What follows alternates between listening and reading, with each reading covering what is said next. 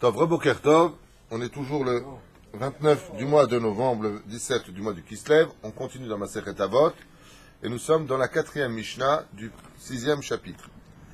Kach idachke shel Torah. Non, c'est une blague. Kach idachka shel Torah. Ainsi est le chemin de la Torah. Pat bamelach tochel. Du pain dans du sel, tu mangeras. Alors, qu'est-ce que ça veut dire? Zo yaderech shel amla shel Torah. Quand on te dit ainsi est le chemin de la Torah, ce n'est pas une fatalité, mais dans le cas où tu devrais aller jusqu'à ce point-là pour acquérir la Torah, alors sache que c'est aussi un chemin. Les franciscains, Marchema Vezichram, et la chrétienté étaient en guerre pour ce chemin. Vous savez qu'eux-mêmes sont entrés en conflit, à savoir est-ce qu'on devait servir leur Dieu tel que eux ils voyaient les choses dans la pauvreté, ou est-ce qu'on pouvait servir Dieu dans l'opulence. Deux chemins-là. Apparemment, de ce qui a été découvert par un journaliste au Vatican, eux, ils ont pris le chemin de l'opulence et de la débauche. Avec l'article qui est apparu sur eux. Vous avez vu? Non? Tov, je m'en verrai. Car Hidarka shel Torah, en tout cas, le chemin de la Torah, c'est le chemin que même si tu dois en arriver là, eh bien, n'aie pas peur d'emprunter ce chemin. Et c'est quoi ce chemin? Pat bamelach tochal. Si tu n'as que du pain à tremper dans ton sel, ou maïm bamesure tishte, bamesura tishte, et de l'eau à peine potable à boire, Kilshon Yecheskel, comme il dit, mida ketana mimidot anozlim, une petite mida va de la hauteur de ce que tu peux en verser. Donc on parle vraiment de très peu d'eau, à peine potable, bien entendu qui rend pas malade. Va la haaretz tishan. Là, tu bois une petite quantité d'eau. À Pérouche, tu n'as pas beaucoup d'eau à boire. Tu as du pain et du sel à boire, à manger. Va la haaretz tishan. Et tu n'as pas de lit pour dormir. Tu es pauvre au point de dormir par terre. Blikad. J'arrive pas à dire. Quoi? Blikar. Les meroshetecha. Ah. Il dit ici, Pérouche Adavar, pas simplement, le Kahati, il dit, et même si tu devais dormir à même le sol. De quoi il parle? Il dit non, tu dors dans un lit, mais tu n'as pas d'oreiller. Donc tu dors plat, c'est comme si tu dormais sur un sol, Pérouche Adavar. Vechaye tsa'ar tihye, et une vie de malheur, de soucis, tu devras vivre. Shetnai chayecha akashim igrumul chatsa'a, ça veut dire que tu vas tellement manquer de choses à la maison que ce sera même pour toi oppressant. Ou ba Torah ata amel. Et avec tout cela dans la Torah, tu peines. Parce que non, Pérouche Adavar, le mec, il n'a pas de quoi manger, il n'a pas de quoi boire, il dort par terre. Et en plus de ça, il a plein de malheurs à la maison. Mais au moins, il kiffe à la yeshiva. Non, et il kiffe pas à la yeshiva. Et il comprend rien. Il n'y a pas un truc qui lui remonte le moral. Imagine un petit peu. Ve'afil ou ba Torah ata amel. C'est-à-dire que tu comprends pas ce qu'il dit, tu n'as pas de satisfaction. C'est pas comme tu sors d'un truc, tu dis bon, Baruch Hashem, ça m'a redonné de la Emouna, j'ai de la force pour la semaine pour supporter ou surmonter toutes mes épreuves. Pas du tout. Tu reviens de ton étude, et c'était quoi, comment l'étude? J'ai rien compris. Je crois qu'il veut dire, Rabbi Yitzhak, je crois qu'il veut dire, sur Tosfot, j'ai rien compris. La Gemara, qu'est-ce qu'il dit? Bon, il va à la maison, il n'y a pas de quoi manger, il n'y a pas de quoi boire, il est fatigué, il dort par terre. Hein, et les huissiers qui tapent à la porte.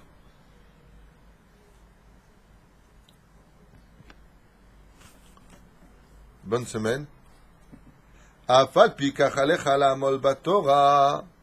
Même si tu viens dire maintenant que c'est une amlout dans la Torah, en réalité, ce chemin-là, si tu tiens bon, il fera de toi un des plus grands personnages de l'histoire de la Torah, du peuple juif. Celui qui va marquer son empreinte par sa grandeur d'âme, et qui va arriver au même niveau que cela. Lui aussi, à l'âge de 40 ans, il fera tchouva. Non, 29 ans, je crois. Comment il s'appelle? Alors, je vous explique. Lui était fils d'un homme très riche. Et la seule chose qui le motivait dans sa vie, c'était l'étude de la Torah. Il n'avait d'amour que pour l'étude de la Torah. Son père lui a interdit d'aller étudier la Torah, lui disant qu'il était analphabète. Alors il lui a proposé de s'occuper de ses champs et de ses troupeaux. Et il lui a dit, je suis désolé, mon esprit n'est que dans les divrei Torah, ce que j'ai entendu des rabbanim. Mon âme veut étudier la Torah. Son père, il lui a dit, regarde, tu as d'autres frères, je te nomme chef de tous tes autres frères, reste à la maison. Lui, qu'est-ce qu'il a fait? Comme il n'a pas pu demander de l'argent à son père ne voulait pas qu'il aille étudier la Torah, il a pris son polochon, un pantalon, une chemise, chaussettes, et il s'est barré, il est monté à Yerushalayim. Là-bas, il est arrivé dans une grande yeshiva qui était la yeshiva la plus réputée du monde, celle de Rabbi Yochanan ben Zakkai. Et quand il est arrivé là-bas, il a dit Torah batil ilmod. Je suis venu pour étudier la Torah. Ils l'ont regardé comme ça, ils lui ont dit tu as de quoi payer la yeshiva? Parce qu'avant, c'est toi qui payais la yeshiva pour apprendre la Torah. Il a retourné ses poches, il a dit je n'ai rien avec moi. Rabbi Yochanan ben Zakkai, il a regardé, il lui a dit en sympathie viens. Et viens étudier la Torah. Je vois que dans tes yeux, tu as soif de l'étude. Et il lui a dit, lis-moi, explique-moi ce que tu comprends.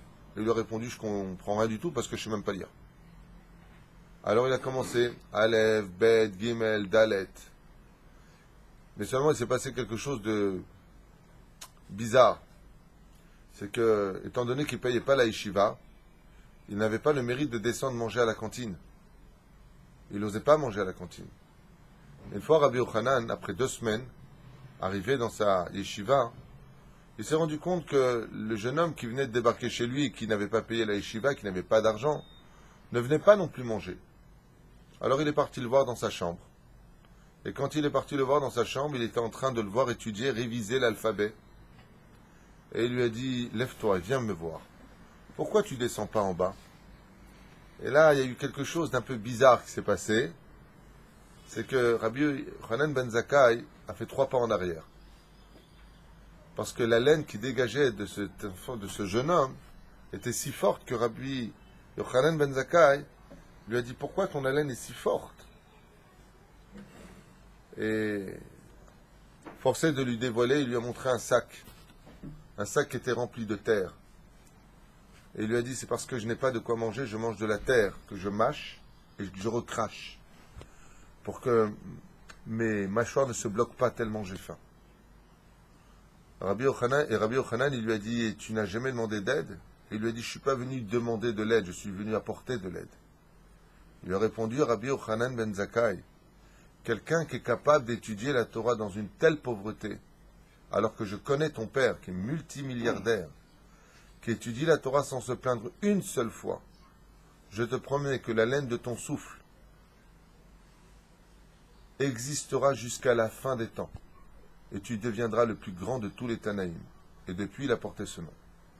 On l'appellera Rabbi Eliezer Agadol, connu sous le nom de Rabbi Eliezer ben Orkanos. Rabbi Eliezer Agadol, qui sera un des maîtres de Rabbi Akiva, celui de qui il est dit que Ma'ayan Amid Gaber Borsoud, c'est un puits qui ne finit pas, un torrent qui ne cesse de grandir. C'est celui qui a dit, à la fin de sa vie à Rabbi Akiva, en ne fermant les yeux qu'une fraction de seconde avec ses élèves, si tous les océans, les fleuves, les lacs, tout ce qui est liquide dans ce monde était de l'encre, tous les arbres, les roseaux, toutes les pailles étaient des plumes, cela ne me suffirait pas pour écrire ce que je viens de voir en une seule seconde du monde futur. Et c'est lui qui définira Rabbi Akiva tel que nous l'avons expliqué. Il lui a dit, tu mourras de façon la plus atroce des 10 martyrs. C'est Rabbi Eliezer ben Orkanos. Lui, il a mangé dans cette situation, lui, il a mangé comme ça. Alors, on a dit tout à l'heure, est-ce que c'est une fatalité ou pas? Quand j'étais en yeshiva, je me suis posé cette question en étudiant cette Mishnah il y a très longtemps. Et j'avais été voir un rav qui m'avait expliqué que des fois, quand on a tout, on a dit que Rabbi Shimon Bar Yochai dit le contraire. Celui qui a une belle maison, de beaux ustensiles, une femme plaisante qui est belle, quand il rentre à la maison, il n'y a pas quelque chose de beau qui l'attend. Baruch Hashem, ça met adhère et alimut chez la Torah. Ça enjolive l'étude de la Torah. Alors ça contredit un petit peu. J'ai été voir un rav à la yeshiva et je lui ai dit, Gvod Rav, c'est comme ça que ça doit être? Ou est-ce que si Dieu nous donne, on peut garder ce qu'on a et étudier la Torah? Il m'a répondu les deux. Et là, je lui ai dit temps mort. C'est quoi les deux? J'ai pas pigé. Il m'a dit des fois, quand tu n'arrives pas à comprendre quelque chose, c'est parce que tu n'as pas encore le niveau de le comprendre. Tu n'as pas mérité quelque chose. Alors je lui ai dit, vous pouvez peut-être m'expliquer. Il m'a dit, je vais te raconter ce qui s'est passé dans ma jeunesse. Alors que j'étudiais certaines Gmarot, il y en avait que je comprenais bien, d'autres que je ne comprenais pas du tout. Dès que je ne comprenais pas la Gmara, je répète ces mots, je retirais le matelas de mon lit et je dormais même sur le sommier. Vous savez pas le sommier cool, c'est les fers là, comme ça, les uns contre les autres. Comment on appelle ça? Les ressorts. Et je dormais sur les ressorts du lit. Ce qui fait que je dormais tellement mal que je me levais plus tôt le matin encore. Je lui dis alors, il me dit, je disais à Hachem, Ribono Shel Olam, je mange moins, je bois moins, je me retiens de plus de plaisir de ce monde. Maintenant, je dors sans bichlal matelas, même sur les sommets. C'est ce qu'il m'a raconté. Je dis alors, il m'a dit, j'ai commencé à beaucoup mieux comprendre mes Gmarot. C'est-à-dire que si des fois, Béhémet, dans la vie, tu vois que c'est un peu trop compliqué, que tu es trop dans l'opulence, alors, Tov Meat la Tzadik. Laisse ces choses de côté. Montre à Hachem que tu es prêt, toi aussi, à fournir un effort pour avoir plus de Torah. Ah, Mashma Mikan, que Pad Bamelar Tochal Umaim Bamesuret Tishte Velar Estishan Vechaye Hatzar Tichye, ce n'est pas une fatalité, une obligation, mais ça peut être un petit remède pour une petite période si tu n'arrives pas à comprendre ta Torah.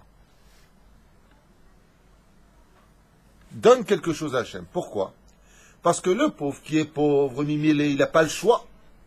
Mais celui qui a, et qui dit non, je vais me comporter comme un petit, celui qui n'a rien, qui va chol, lui il a plus de mérite. Pourquoi? Imagine, tu as un flan dans le frigidaire. Et tu dis non, je ne le mange pas. C'est plus grand que celui qui n'a pas de flan qui dit je ne le mange pas. De toute façon, tu n'en as pas. Zé Perouch Adava. Et il y a Od Maaseh Echad, que m'a raconté Rabbi Moshe Ederi. Lui, il faisait ça pour aller kivrer tzadikim. Aujourd'hui, on aime bien placer notre voiture le plus proche de la tombe d'un tzadik. Rabbi Moshe Ederi, à la Vachalom, toujours il s'arrêtait à 400 mètres. Maintenant, nous, on est jeunes. 400 mètres, c'est rien pour nous. Lui, il marchait avec la canne. Il se mettait à 200 mètres, 100 mètres. Et pourquoi? Ma mère, elle m'a raconté qu'il posait la canne et quand il montait vers le tzadik, il montait sur les mains et sur les pieds. Il met les mains, il y a des gravillons. Il disait, vous vous rendez pas compte, il faut souffrir pour aller chez un tzaddik. Il faut le mériter d'aller chez un tzaddik. Quand tu vas à l'étude de la Torah, il faut le mériter. On a eu un autre cas comme ça, d'un homme qui aurait pu éviter tous ces malheurs, mais qui a oublié la vie, son corps, sa vie professionnelle et personnelle pour l'étude de la Torah. Il était très pauvre, d'une pauvreté hors du commun. Il est considéré par les Chachamim comme l'homme le plus pauvre de l'histoire juive. Hillel Azaken. Et avant, lui, qu'est-ce qu'il faisait Hillel comme métier? Il était bûcheron. Il coupait du bois, et avec 2 sous, il lui fallait 1 sou pour vivre, lui et sa famille, et il coupait du bois pour 2 sous. Pourquoi? Quand il coupait du bois pour 2 sous, il prenait 1 sou qu'il donnait à sa femme, pour allumer, dans la plus grande pauvreté, sa chaumière, et il fallait payer un cours de Torah chez Shmaya et Aftalion, et là-bas il y avait les gardiens. Tu veux rentrer étudier à l'Yeshiva, c'est pas comme aujourd'hui nous on paye les étudiants, c'est l'étudiant qui payait pour apprendre la Torah. Et il est un jour, alors qu'il neigeait fortement à Yerushalayim, Tibanev et Tikonen, ouais, il n'a pas eu le temps, la force de couper d'autres bois. On ne sait pas ce qui s'est passé, mais il n'a eu qu'un seul sou. Alors il a donné à sa femme. Et quand il est arrivé à la Yeshiva, il a demandé crédit. Le gardien qui était là-bas, il lui a dit non. Non, tu n'as pas de quoi payer, tu ne peux pas y aller. Qu'est-ce qu'il a fait, Hillel, le pauvre? Il a dit, mais entendre peut-être que je ne pourrais pas, mais peut-être j'arriverai à lire la Torah sur leurs lèvres. Je ne sais pas si vous comprenez ce que je suis en train de dire à Botaï. Le mec, il te dit non, tu ne peux pas rentrer. Nous, qu'est-ce qu'on dirait tout de suite? Ah, ça c'est Mina Shamaim. Eh ben, Dieu, il veut pas. Je suis venu, hein. Je sais pas que j'ai pas voulu, hein. Je suis venu. Il est l'Azaken, à la vache Shalom, que son mérite nous protège. Il a dit au gardien, vous êtes sûr que je peux pas rentrer? Il lui a dit non, je suis désolé. Il faut payer le bois de la yeshiva, il faut payer l'huile de la yeshiva. Si on laissait rentrer tous les élèves sans payer, la yeshiva serait ruinée. Il a dit, je comprends. Alors il est passé de l'autre côté, il a escaladé au péril de sa vie, il est monté sur le toit, il y avait une verrière. Il a enlevé comme ça la neige, il a commencé à essayer de lire sur les lèvres de Shmaya Aftalion l'étude de la Torah. Et il s'est mis à pleurer de souffrance. Il a essayé de mettre son oreille. Il a commencé à essayer d'entendre les Dvar Torah. Seulement il faisait tellement froid qu'il a commencé à geler. Et la neige est tombée sur lui. Jusqu'à un moment, la Gemara nous dit que Shmaya Aftalion, ils se sont rendus compte qu'il y avait moins de lumière dans le Beth Midrash. Ils ont levé les yeux comme ça là-haut. Ils ont vu un homme congelé. Son oreille plaquée contre la vitre. Ils sont vite montés. Et ils l'ont fait descendre. Ils l'ont réchauffé au feu. Et il est la Zaken. Après beaucoup de temps, retrouvé ses esprits. Et ils lui ont demandé pourquoi il était dans telle situation. Il a répondu qu'il Torah batil il mode. Je suis venu étudier la Torah, j'avais pas de quoi payer. Alors il a eu un tort. Et ils lui ont dit non, tu peux à partir d'aujourd'hui venir étudier la Torah quand tu veux. Et là il a dit depuis quand on prend la Torah gratuitement? Je veux venir et payer cette Torah.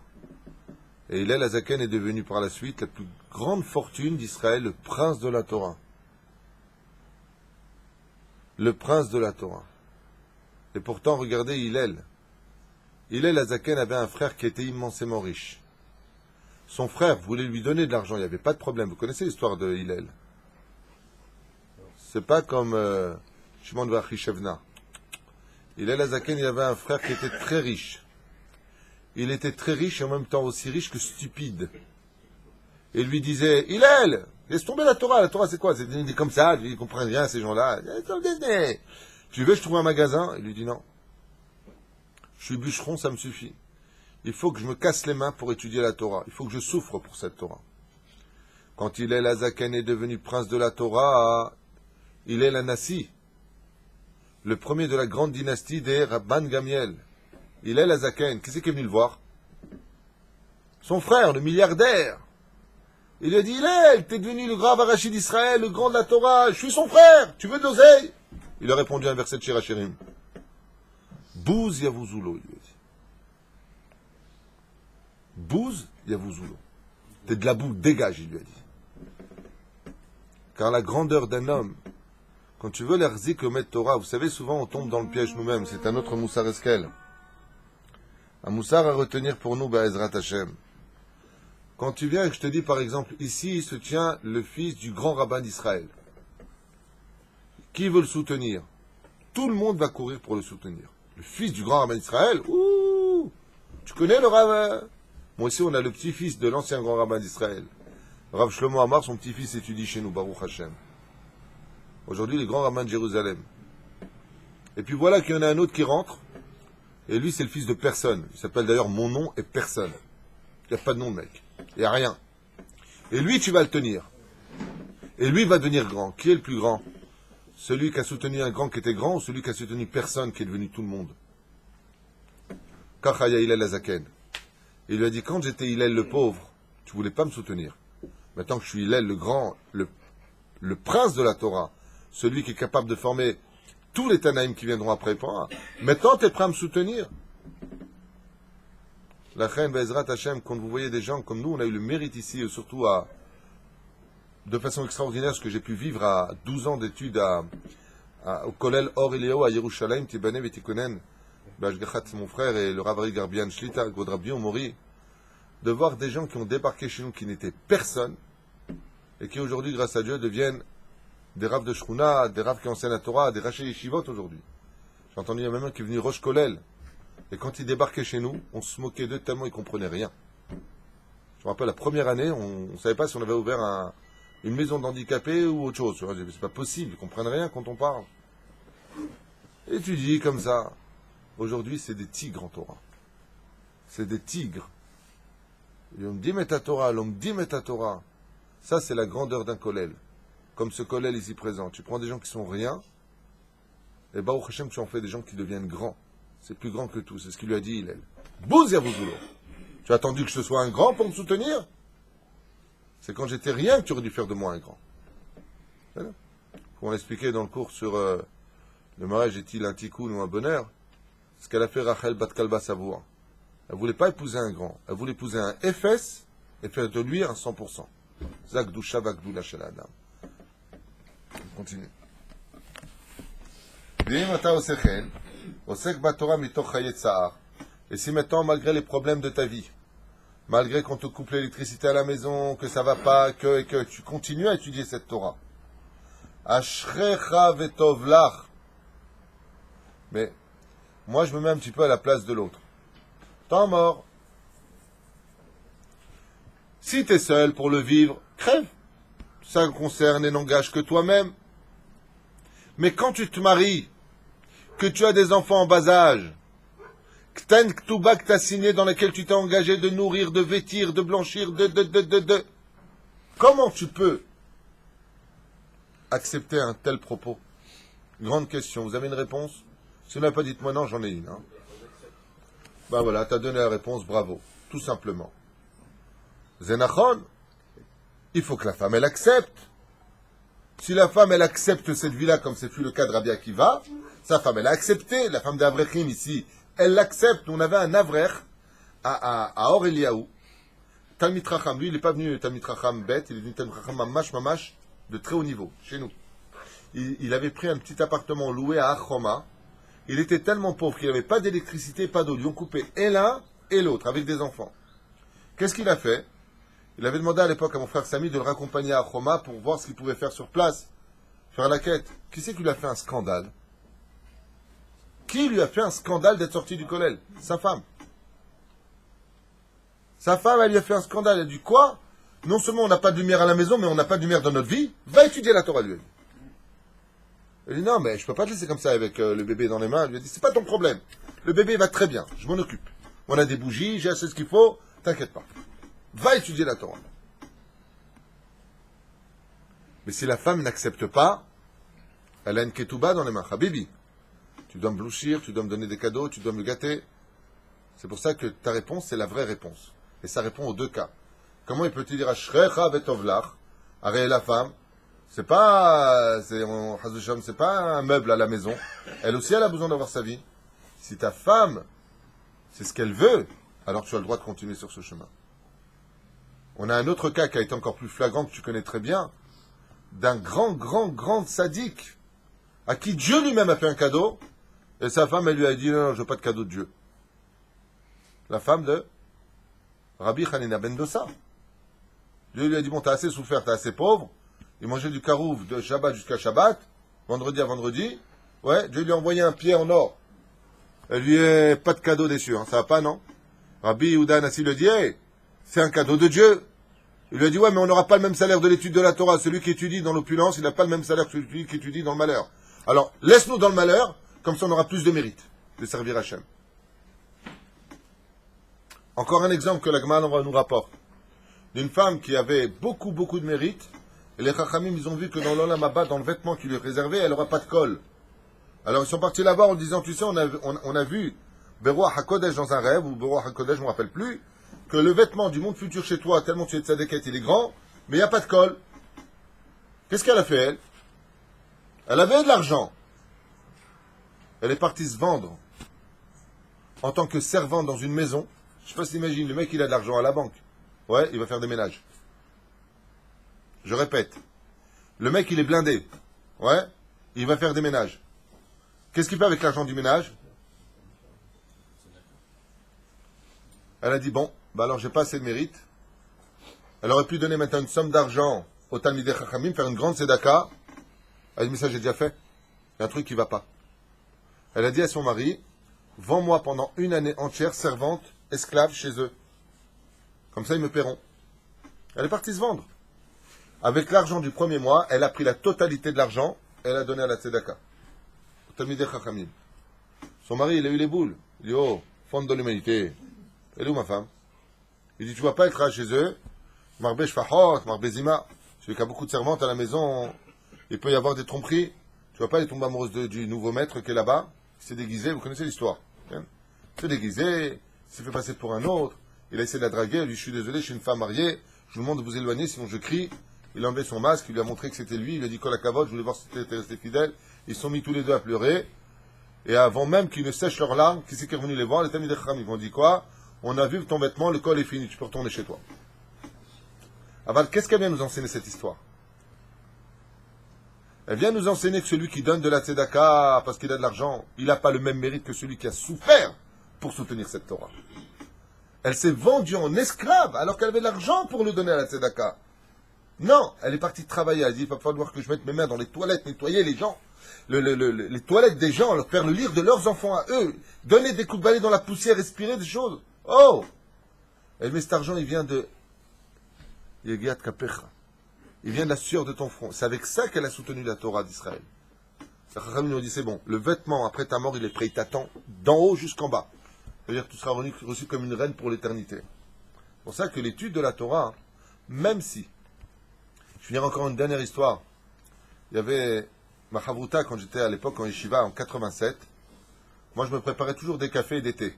Thé au nana, thé sans nana, moi chez l'autirtou, café, sucre, petit gâteau, petit sablé.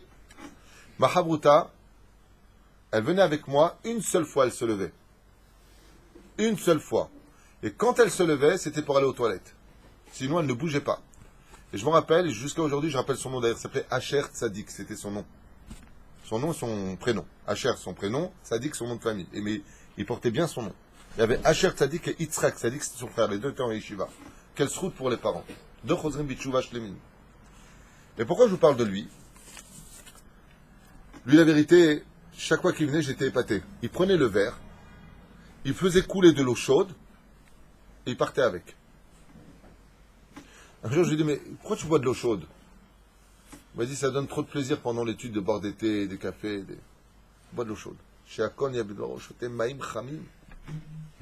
Alors moi, j'ai essayé de faire comme lui une fois. Hein.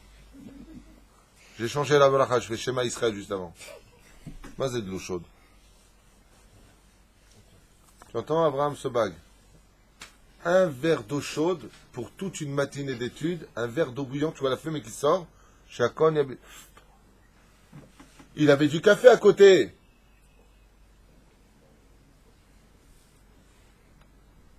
Il m'a dit, je veux étudier la Torah. Je veux étudier la Torah. Encore un exemple. Le Chafetz Chaim. Un jour, il est venu, il a donné ses chaussures, il est parti s'acheter une autre paire de chaussures. En essayant sur une autre paire de chaussures, il en a eu marre, il a calculé après une année, et il s'est rendu compte qu'il mettait, je ne me rappelle plus du temps qu'il marque, mais il s'est rendu compte qu'en mettant ses lacets, par jour à l'année, ça lui faisait 10 minutes de perdu d'études de Torah. Qu'est-ce qu'il a fait? Il a retiré les lacets de ses chaussures, et il marchait... Je sais pas où... Pourquoi tout ça? Attends, tu as des lacets, mets-les. Il est devenu le Chafetz Chaim de Péroucha d'abord. Vous imaginez quelqu'un, alors allez velo alechem, voilà fechad Israël. C'est son heure d'étude. Que Dieu nous protège, on lui annonce une nouvelle qui le déstabilise un petit peu. Et avec tout ça, il vient étudier avec le même enthousiasme. L'autre, il vient étudier la Torah, et tout est cool and the gang. Tout va très bien. Lequel a le plus de mérite? La reine Katouf, pour que vous compreniez. Ashrecha, heureux est ton sort. Parce que malgré le fait que tu as des raisons de courir après la banque, tu viens étudier la Torah. Les foum tsahara agra, vous vous rappelez qu'on a étudié ça? Le salaire de l'homme grandit par rapport à l'épreuve qui vient frapper à sa porte pour te dire qu'en réalité les malheurs viennent frapper à la porte de celui qui étudie pour le faire grandir en Torah et pas pour lui faire des malheurs. Je comprends pas, depuis que j'ai étudié la Torah, j'ai des problèmes. Pas du tout. C'est parce que tu étudies la Torah que le problème va te faire grandir en Torah. Parce que c'est la seule chose que tu prendras avec toi. Ashrecha, il dit ici, Ashrecha בעולם הזה וטוב לך לעולם הבא, כי מי שהוא לועט אחר תענוגי העולם הזה, טרוד ותמיד למלא תאוותו, ואין מנוחתו לנפשו, car tout celui qui court après le monde matériel, il saura que son Yetzirah ne sera jamais rassasié de ce qu'il a, jamais ça suffit, jamais, jamais, encore et encore et encore, et je veux plus grand, et je veux plus ceci et plus cela. Et Adam gormot lo machalot kashot, et le fait qu'il n'est pas ce qu'il veut, il va commencer à faire de l'arbinage, j'ai pas de chance, j'ai pas de ceci, je veux encore plus, il finit par perdre sa vie avec un ulcère avant son temps. Aval mi shemistapek vema shechonenu Hashem, mais celui qui est conscient de ce que Dieu lui donne, il est sa mère meod, il dit Baruch Hashem, ma shesh li zetov, vechen margil gam et benebeto birat Hashem bistapkut. Il va aussi enseigner à ses enfants de savoir se contenter de peu, c'est pas la peine d'acheter le meilleur. Comme on raconte avec Rabbi Akiva à la Shalom, alors que la Yeshiva était en difficulté, Rabbi Akiva était parti pour chercher de la tzedaka, ce qu'on appelle shluch et rabbanan. Et on lui a dit, où est-ce que tu connais une personne qui a de l'argent, il peut nous aider. On lui a dit la vérité, voilà, va chez lui, va chez lui. Il dit, et la maison là-bas au fond, pourquoi vous ne me dites pas d'y aller? Il dit, celui-là c'est un rat. Et c'est un rat? Il dit, c'est un rat. Il est tellement radin, il est atteint de la maladie, il est riche, hein, mais il est radin. Il dit, pourquoi il est radin?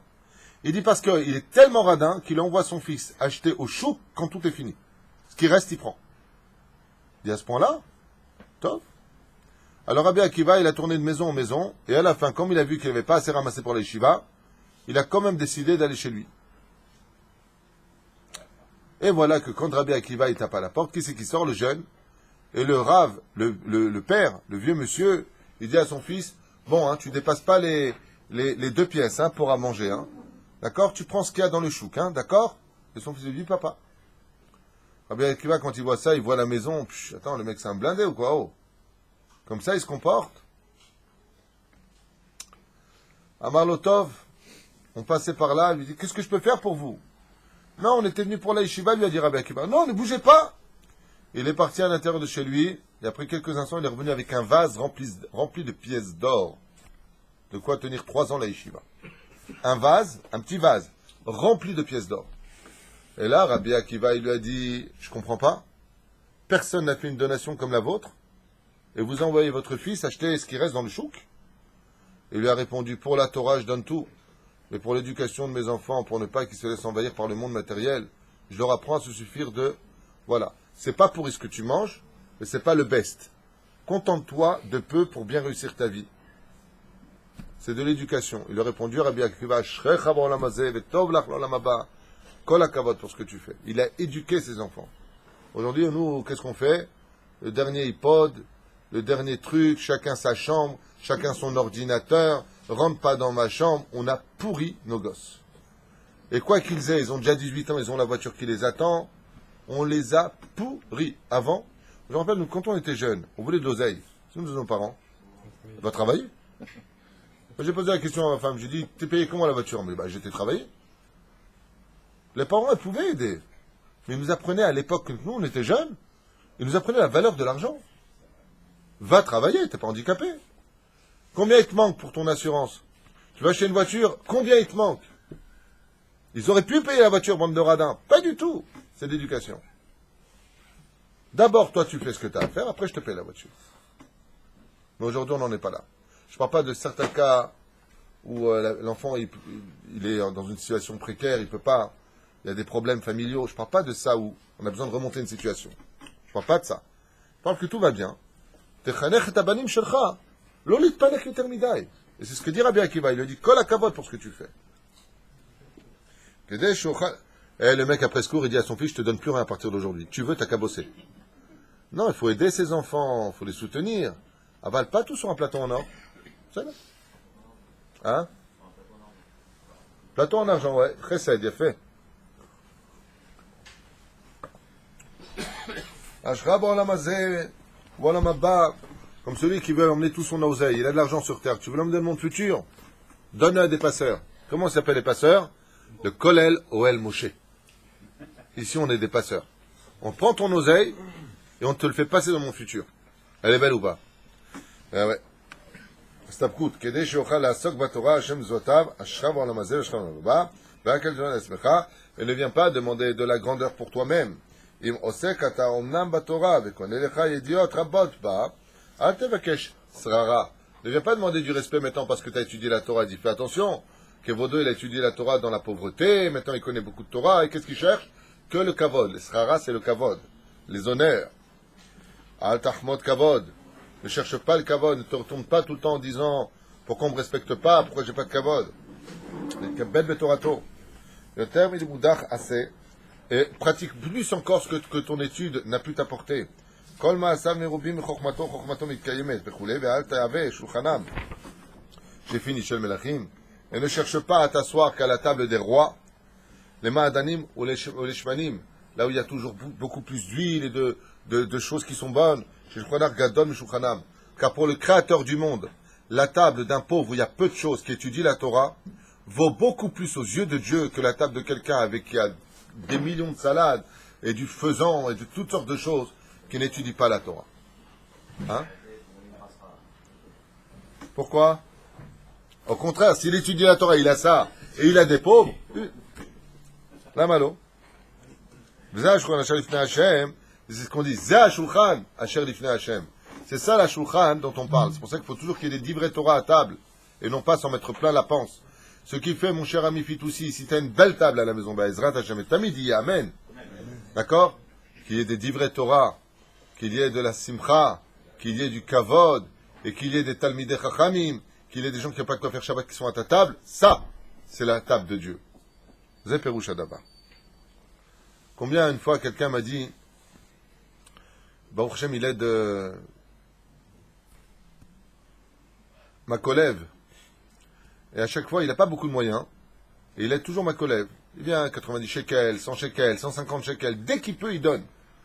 Alors je lui ai dit, laisse un peu aux autres. Maintenant, nous, on manque d'argent pour ma collègue. Alors, mais en rigolant, je lui laisse un peu aux autres. Ce qu'il m'a sorti, il m'a dit, non, tu sais, moi, quand je mange de la viande, je veux être tranquille ici, que quelqu'un d'autre, grâce à moi, il mange aussi du poulet. Moi, je veux la viande.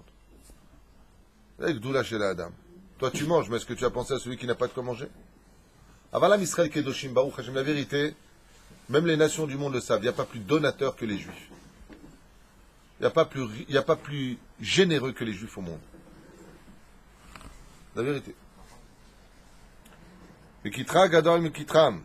Et la couronne spirituelle sur ta tête est plus grande que celles qui vivent dans l'opulence sans Torah. Car n'oublie pas un détail, c'est que malgré toutes tes souffrances, celui qui te paye n'est autre que le Créateur du monde, chez qui tous les moyens sont illimités. Et ce sont ces moyens illimités qui t'attendront juste à la fin, dans la patience de ta souffrance, pour voir la lumière au bout du tunnel, pour celui qui a étudié la Torah, qui n'a jamais jugé Hachem, et qui a fait ce que Dieu attendait de lui dans le monde de l'étude de la Torah, et surtout la pratique des mitzvot, telle que vous le savez et le vivez. Baruch Adonai l'olam, amen, amen.